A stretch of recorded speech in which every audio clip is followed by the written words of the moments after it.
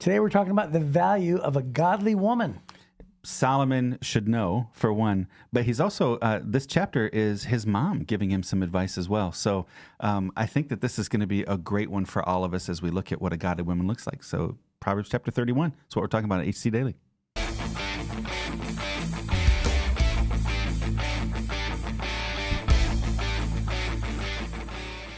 You're listening to another episode of HC Daily, a daily devotional podcast that you can listen to at home or on the go. We believe that you can grow as much as you want to grow spiritually, and this podcast can be a part of your daily growth plan. So, whether you're watching on YouTube, listening on Spotify or your favorite podcast app, we're glad you're here. Now, let's join our hosts, Jeff Forrester and Chris Zarbaugh, in the studio. So Chris, I was thinking the other day, and it's summer, so, everybody likes to get away a little bit. So two-part question. Do you like to take like Michigan kind of holidays, especially when gas prices are so high? Or do you like to go, on vacation out of Michigan? You try to get out of Michigan, or you try to go explore Michigan? Yeah. So you know what? I'm a person who, when I lived in Atlanta for 12 years, it's like I discovered the best parts of Atlanta in the last 3 years of me living there. And I said, why haven't I learned about, why haven't I taken advantage? I feel the same way about Michigan. It's like I've not really truly taking advantage of the greatness of up north. Oh. And it's like I know I always should. I just find ways to be busy elsewhere. Mm-hmm. So the question that you're asking is the difference between what I should do and what I normally do. Yeah, what do you want to do, right? What's your preference? Well, when you think of vacation, do you think, ooh, I want to go up north, or ooh, I want to go to the beach down south? I currently think of beach down south. Mm-hmm. So I currently think of all those things. But I probably should be thinking up north. That's what I'm trying to say. Well, the gas prices are so high now. Maybe this will be a good summer for you to get a day or two away in Michigan. Yeah. Well, now that my daughter's moved to St. Petersburg, Florida, I think that probably every waking moment that we travel is going to be spent going that direction. Oh, okay. So, what's the best place you've been to in Michigan? For like vacation or getaway, or go, man, I'd like to go back there and spend a couple days? It was near the dunes where you could actually go on that trail, and then you stop at those spots, and then you see all the pictures. Oh yeah, did you do like the 4-wheel drive kind of stuff on the dunes? No. We dune buggy stuff? We didn't get to actually. Hiking. No, we just took a car drive. Just car drive, and we went on that trail. Oh, okay. And I saw the beautiful scenery. If you're on a trail in the sand dunes, be careful. He might be driving his car down it. Is that what you're saying? No. We saw it from the road. Oh, okay. I thought you said you were driving on the trail. Asphalt, through the woods. Ooh, I got confused there for a second. Yeah, you did. Okay. So sand dunes, they're beautiful on the west side of the state. Yes. Is that what you're talking about? Yes. Yeah. Okay, good. So, have you ever heard the Tunnel of Trees? Yes. Yeah, it's near there. Okay. It's wonderful. Yeah, so lots of overlooks and looking out over Lake Michigan and all that kind of stuff, and the sand. Yeah, that's a nice place. Beautiful. Michigan's a beautiful place. Mm-hmm. And now with the gas prices being so high, short little trips on the weekends. That's right. That'd be great. Oh, no, not on the weekends. You're supposed to be at Heritage Church on the weekends. So in the middle of the week. Anyways, we're reading from Proverbs chapter 31, and the first 9 verses are written by a king named Lemuel. Mm-hmm. So there's multiple opinions about this. Some people say that might be a nickname for Solomon, and some people say this might be a king that was from about Solomon's same time from the Arabian Peninsula. So it could be one or the other.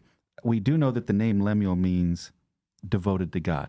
Mm-hmm. And during this time, Solomon was also devoted to God. So it's kind of we're not exactly sure. But anyways, here's what it says. It says, the sayings of King Lemuel contain this message, which his mother taught him. O my son, O son of my womb, O son of my vows, do not waste your strength on women, on those who ruin kings. It is not, and what he's talking about is having affairs. That's what he's talking about, right? Don't waste all of your time Which would affairs. Seem like something Bathsheba would say to Solomon. Yes, it does. It's not for kings, O Lemuel, to guzzle wine. Rulers should not crave alcohol. For if they drink, they may forget the law and not give justice to the oppressed. Alcohol is for the dying, and wine for those in bitter distress. Let them drink to forget their poverty and remember their troubles no more. Speak up for those who cannot speak for themselves. Ensure justice for those being crushed. Yes, speak up for the poor and helpless and see that they get justice. So those first 9 verses are from Lemuel. Then we pick up from here, and it seems like perhaps the rest of this chapter is from Solomon, but it could be from this Lemuel guy. I personally think the whole chapter is from Solomon. But I do too. And most scholars, by the way, would agree with that. Yeah, but it does come up sometimes that this other guy could have been this king from Arabia, and Solomon's like, I love this guy's writings. Check this out. Because we know Solomon collected this. Right. Right? And many of these statements may have been statements he collected, not just wise words he invented, right? And so that could be that too. So then it says in verse 10, who can find a virtuous and capable wife? She is more precious than rubies. Her husband can trust her, and she'll greatly enrich his life. She brings him good and not harm all the days of her life. She finds wool and flax and busily spins it. She's like a merchant ship bringing her food from afar. She gets up before dawn to prepare breakfast for her household and plan the day's work for her servant girls. She goes to inspect the field and buys it, and with her earnings, she plants a vineyard. She's energetic and strong and a hard worker. She makes sure her dealings are profitable. Her lamp burns late into the night. Her hands are busy spinning thread, her fingers twisting fiber. She extends a helping hand to the poor and opens her arms to the needy. She has no fear of winter for her household, for everyone has warm clothes. She makes her own bedspreads. She dresses in fine linen and purple gowns. Her husband is well known at the city gates where he sits with the other civic leaders, and she makes belted linen garments and sashes to sell to the merchants. We'll talk about it in a second. She's clothed with strength and dignity, and she laughs without fear of the future. When she speaks, her words are wise, and she gives instructions with kindness. She carefully watches everything in her household and suffers nothing from laziness. Her children stand and bless her. Her husband praises her. There are many virtuous and capable women in the world, but you surpass them all. Charm is deceptive, and beauty does not last, but a woman who fears the Lord will be greatly praised. Reward her for all she has done. Let her deeds publicly declare her praise. So I've heard this message on Mother's Day multiple times. Oh, sure. Yeah. Have you? What a great chapter. So you've got a mom who's giving wisdom to her son. And at the beginning, it's all about how he rules. And then the rest of the chapter is saying, hey, this is the kind of woman that you should be looking for. This is the kind of woman that's going to be. So this is kind of a perfect description, for this mom giving this model to her son here. But, some of this could be that Lemuel was writing this about his own mom, right? Right. It could have been that way. And keep in mind that a lot of this is cultural. Like Sure. at the city gates or spinning wool and flax. Yeah. Things like that. Yeah. So it doesn't necessarily mean these are the requirements of every person in that sense. Yeah. But it's the principle behind that, right? Sure. Women would behave differently and have different customs in today's day and age, but they would still carry the same principles. They would still have the same value in these areas. Yeah. Right. So, just start at the beginning. He's talking about, she starts off saying, don't waste your strength on being distracted with affairs because it's going to ruin you. And then she goes on and says, don't fall into the trap of alcohol. It's not for kings. And I think that's it. I think that's a really big one. What do you want to be? Do you want to be a king? You want to be a slave your whole life? That's really it. So it's not just talking about to the boy who's going to be king, but this is also, do you want to be a king in your life or do you want to be a slave in your life? Then be really careful how you manage this part of it.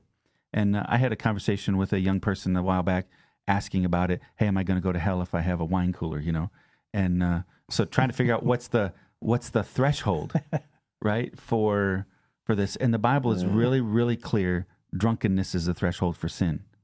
And so then he says, how drunk? I said, well, you have to determine, is it just drunk like the government says? Point whatever. Government gets it wrong on a lot of things. I don't know that we want to use the government as our threshold for morality, right? Instead, maybe you have to decide what's wise. And, that's one of the phrases we use with our staff is live wisely. And he said, okay, well, what's wise? And I said, well, I know this. I know that when I have one drink, I'm way drunker than when I had no drinks. 100% drunker, right? Yeah. And so what you have to do is start to set a limit and a standard for you to understand, first of all, who do you want to do? Do you want to be a king or a slave? And then she says, don't crave it. Don't make this a habit, right? And then she says, because the most important thing is you begin to forget the most important things. You forget to give justice to the oppressed, and you forget the law and all those things. So she talks about how medications and those things that calm us down are for medical purposes, certainly. But she just says, be careful, because what her goal for him is in verse 8 and 9, speak up for those who can't speak for themselves. Ensure justice for those being crushed. Speak up for the poor and the helpless and see that they get justice. So what she didn't want, and what we shouldn't want in our life, is a substance to get to the point where it stops us from being the best version of what God made us to be. Yeah, and that's why he warns us against drunkenness. Yeah, because he says so. He says because you'll forget how to rule. Yeah. You'll forget the law. So in other words, being under the influence to the point to where you're going to change your thinking, change your mentality, and so that's what it means to be under the influence. It isn't just it is discernment, it's wisdom, all of that. It's impaired when you cross the line into drunkenness. Yeah, that's why in Ephesians, Paul says, "Don't be drunk with wine, but be filled with the Spirit." Right. He compares those two together. Yes. Right. They both control you. So what you're going to let control you? Right. And so whenever I preach that passage, I always say, "Be under the influence of the Holy Spirit." That's exactly right. That's what she's saying here is. So if you think of the entire book of Proverbs, the whole book of Proverbs is, are you going to be under the influence of wise men or foolish men? Are you going to be under the influence of lazy men or industrious men? Are you going to be under the influence of godly women or ungodly women? Through the whole book, that's the choice. And then this kind of comes down to this, and she says, be careful about the substances you allow in your life too, because those can also put you under the influence, right? And so that's it. I love it. I love that she's speaking. And by the way, as parents, we should warn our children. Right? We should talk to our children about it. Not just say, hey, when you hit 18, woohoo, or when you hit 21, woohoo. Instead, man, we need to be sending caution now. Far more lives have been ruined under the influence of alcohol than not, right? And so that's a big one. So we just have to be careful. And then it goes on to this wife of noble character. Who can find a virtuous and capable wife? She's more precious than rubies. And buddy, I can just tell you that's true. Having a good, godly wife is worth more than anything else, worth more than what I could put in my bank account. Having a wife that I enjoy, that enjoys me, that we're best friends and we're on this journey together, and she makes me better, and hopefully I make her better, all those kind of things, that is worth more than anything else that you could go buy or get. For sure. My wife is my favorite person. And she sent me, I was gone this last week, and I spoke at a camp, and she kept on texting me, and she said, hurry home. I miss you.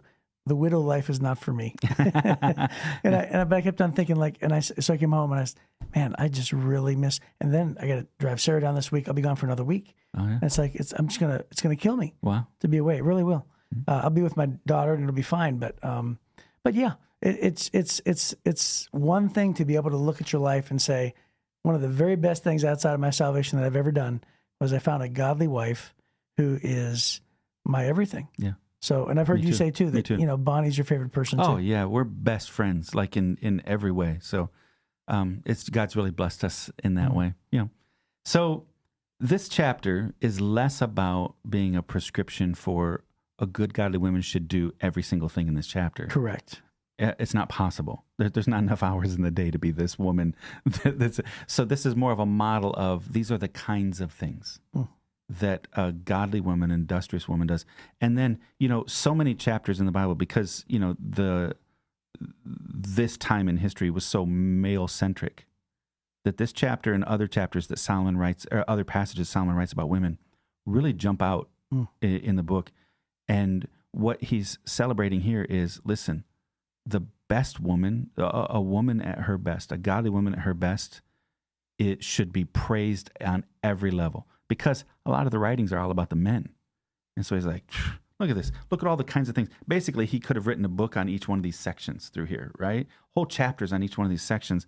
And he's just saying, man, she's incredible. So like you mentioned there, her husband is well known at the city gates. Really, that's literally where the phrase comes from. Behind every great man is a great woman. Mm-hmm. Right? This is where that phrase comes from. So many of these passages or these phrases are just talking about, think about, we tend to think of the Middle East as a kind of an oppressive society towards women. But in verse 16, it says she goes out and inspects the field and buys it herself. Mm-hmm. She just, this is an autonomous woman that is not finding her value from a man. But her man is like, wow, look at that woman. Right? That's the difference. It reminds me of the story where the mayor is walking along with his wife, who is very pretty. And as she's walking, there was a construction worker on the top floor who was catcalling. And he's like, woohoo! And she looked up and she realized that she used to date him. Oh no! And she said, I used to date him. And then they walked a little bit further, and the mayor said, she said, aren't you glad that you married me? She said, because think about this. She goes, if you would have married him, you'd have been the wife of a construction worker. And she waited about 2 seconds, and she said, actually, if I would have married him, he would have been the mayor. It's true. Right. It's true, right? Right. So what you're finding here is this woman is incredibly capable. She's like a merchant ship bringing food from afar. She's running her household well. Everything she's doing. She's running a business at one point in here. She's buying and selling land. She's doing all these things.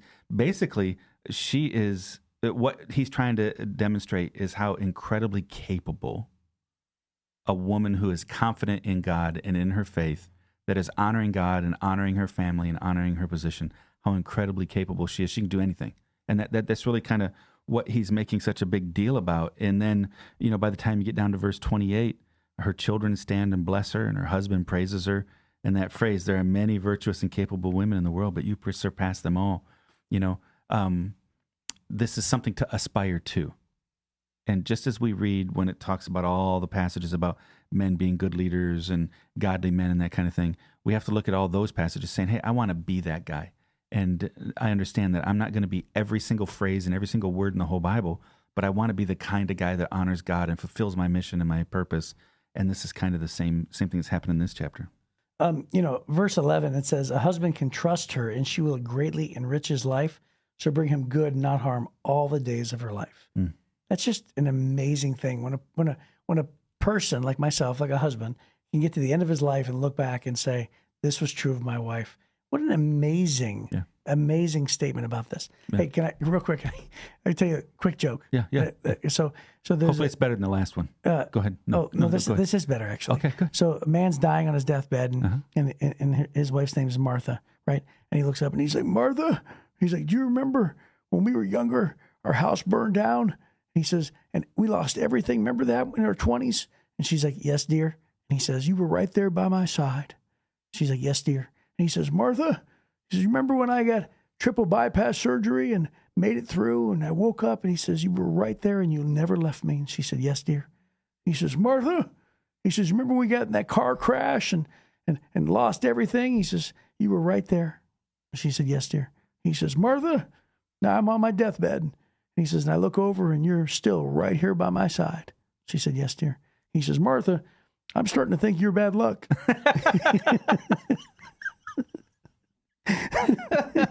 Well, so little too late for that to dawn on you. It's funny, isn't it? That's a funny I told you it was a good one. That is good. It's better than the last one. That's great. Thank you. So back to this passage. Just for a second. Back to the godly woman. So I was trying to say, and then I realized it says it in the notes here. Basically, nobody can live up to every single element. There's not enough hours in the day. But what it does say, it says here in the notes in the Life Application Bible, see her instead as an inspiration for all you can be. We can't be just like her, but we can learn from her industry, integrity, and resourcefulness. And these are the things that he's trying to highlight. So we need to all be, men and women, we need to be people of integrity. And that's what she is. We need to be people of industry that work hard and produce something that matters. And whether that's raising our children or working a job or whatever, and then of resourcefulness. So she's a problem solver. She's bringing food from afar. She's running a business. She's got all these things, right? And I love this about her. And then she's ready for winter. And remember, winter back then was really a dangerous time. If you didn't have it all done in the summer and fall, winter come and your family wasn't going to make it. And so she had confidence, and we should too, based on the work that we have. If we walk with integrity and we are people of industry, then we should believe that resourcefulness will lead to all the things we need for a good life. Mm-hmm. And that's really what he's trying to highlight here. He gives lots of illustrations, but those are the three big things he's talking about. Hey, let me brag on my wife one more time. When I was dating her, we met when I was 14 and she was 16, and we started dating. And she had a car, and that was really good for me. But I remember even back then, as we were talking through about getting engaged and things like this, I can't even tell you the number of times where she would look to Proverbs 31 and say, like, these are the goals of every young woman, to be this valuable. And we talked about a couple podcasts ago that phrase that I heard that says, become the person who you are looking for is looking for. Mm-hmm. And that's really, Proverbs 31 really truly is a great thing for young women to look at and say, I'm going to just become this person. I'm going to try my very best to become a person with integrity, with efficiency, with wisdom, a person who adds value and adds good and honors and praises and loves God and everything else that's found in here. I'm telling you, Proverbs 31 is that valuable. So his mother, Lemuel's mother, is teaching him these things. And she ends, kind of what you're saying, she ends, charm is deceptive and beauty doesn't last, but a woman who fears the Lord will be greatly praised. So reward her for all she has done. Let her deeds publicly declare her praise. Yeah. And so that means that's a bonus if your wife's really good looking. So I win on that too. Yeah. That's great. Yeah. So I think that in the end, even though that this is Proverbs 31 and it's the last one, again, I just have to say, just go and back and read every chapter once a month. I hope people do this. I've said this every podcast. I really, really hope people do this. Yeah. And I'm going to do it starting today. Good. So the first chapter, if you guys remember at the beginning, started with all the benefits of honoring God. And then the last chapter ends with a woman who is living out the kind of wise life that Solomon describes through the whole book. And that's how it ends. So I think it's a wonderful book. I do too. Great. All right. Well, we'll pick up next time with moving on with Ecclesiastes and different writings of Solomon. So we'll see you then on HC Daily. Thank you for joining us today. If you enjoyed this podcast, please help us spread the word by liking this episode and sharing it on your social media platforms. Be sure to leave a comment and review, and don't forget to give us 5 stars. When you do, you help us reach even more people who need a daily devotional like HC Daily. If you'd like to hear more from Chris and Jeff, they're both teaching pastors at Heritage Church, located in Southeast Michigan. You can get more of their messages by clicking on the Messages tab at heritagechurch.com. Be sure to join us again soon for another episode of HC Daily.